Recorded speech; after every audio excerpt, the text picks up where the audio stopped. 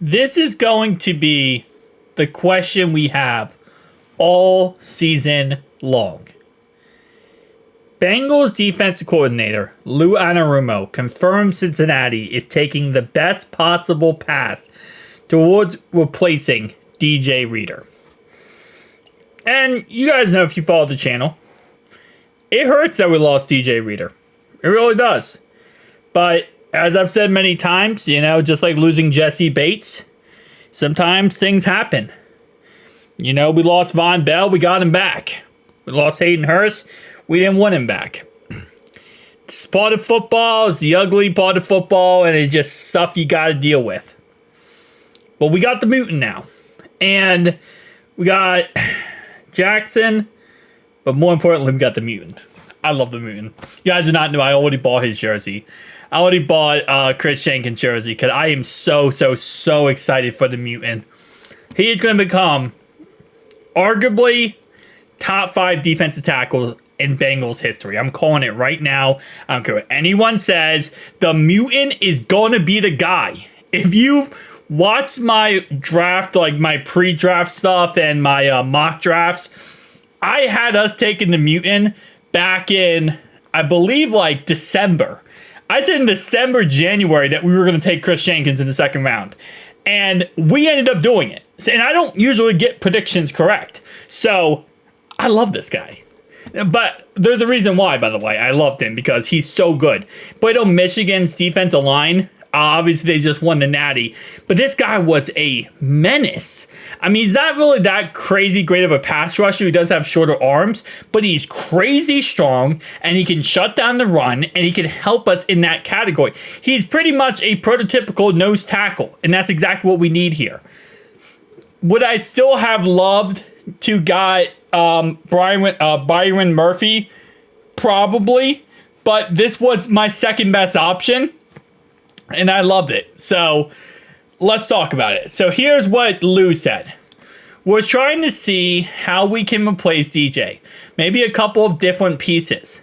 2 young guys who can play a big role, who will play big roles in that, will be Chris Jenkins and McKinley Jackson.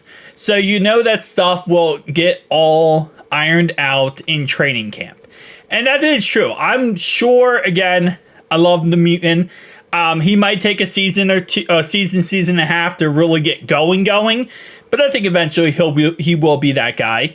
But yeah, McKinley Jackson, our 3rd round pick, another really good option. And in reality, as it is many times in the past, and I'll say it again, it comes down to giving as many weapons as possible to Ludini, and having these rotational guys is exactly what you need. You got to remember, we still have BJ Hill, who can still shut up the middle and destroy the middle and also get interceptions. Now, Sheldon Rankins isn't really a run defender. He's more of a pass rusher or interior guy. But, he's still a big body guy. He can still plug a couple holes. Yeah, I said that out loud, by the way. This is what he had to say other than what I just read. It's hard to judge any player in the spring, especially O-line, D-line. The jobs are required to hit somebody every play. So while these guys have done everything we've asked of them, they've done a good job with what they have been presented to do. It will show itself as we get throughout training camp. And I feel like this is why I was so against AZ making an article about like the players that their stock has went down after mandatory minicamp and rookie minicamp. I'm like, it's stupid. You don't see anything in OTAs and mandatory minicamp. You really don't. All you see in the end, by the way, the person who wrote this article was AZ Sports. By the way, shout out to that. Nonetheless, though, you don't see anything.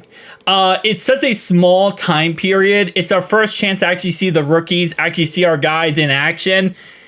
You really just get like a representation or a confirmation of you selected the right guy. That's what you really get in these mini camps and these OTAs. You get kind of the first look to say, okay, this guy is as athletic as I thought he was. He can move like I thought he was. He knows the basic techniques. He knows the basic principles. And you kind of get a first look at them in your system. But until, as Lou said, you go through training camp and you see these guys actually playing in action in the preseason, you really don't know crap at the end of the day.